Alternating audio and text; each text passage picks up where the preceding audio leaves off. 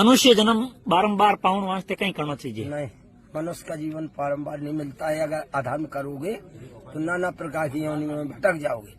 और नहीं तो मनुष्य समान कोनो नहीं, नर समान नहीं कौनो दे ही, नर के बराबर कोनो दे ही नहीं है, कोई योनि नहीं है।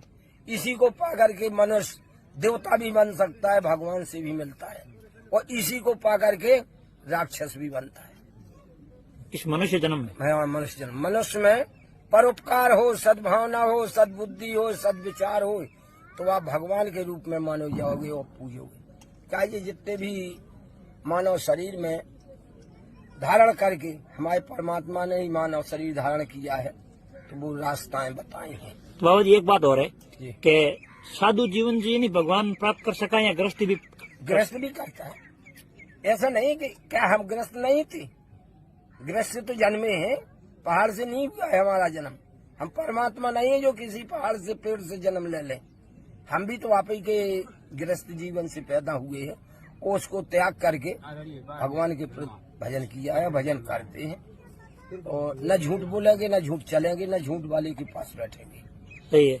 और ये लोग तो नाना प्रकार की योनि में जो भटक जाते हैं, वो अपने कर्म सिद्धांत इनके खराब हो जाते हैं। तो इसलिए ये तो बाबा जी आपने गृहस्थ जीवन क्या छोड़ा? भगवान के प्रति, रामायण हनुमान जी की प्रति छोड़ा है कि आगे चल के हम सबसे खोटी योनि होती है सर्प की। हाँ। और सर्प से खोटी खराब योनि होती है मनुष्य की, जो अपनी योनि से भटक जाता है। और मनुष्यों में सबसे खोटी योनि होती है ब्राह्मण की, एक ब्रह्म द्वितीय नास्ति।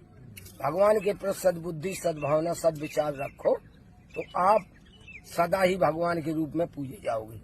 हमारी माता बहनें संत सती सूरमा, इन्होंने भी मानव शरीर धारण करके भगवान को प्राप्ति की है।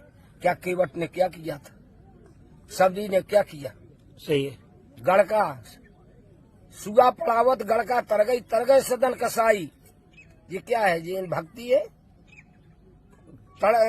जो गड़का है वैश्या है, उसने सुगा के कंठ से जो सुबह गीता का अध्याय पढ़ता है उसको सीख से करके वैकुंठ प्राप्त किया है।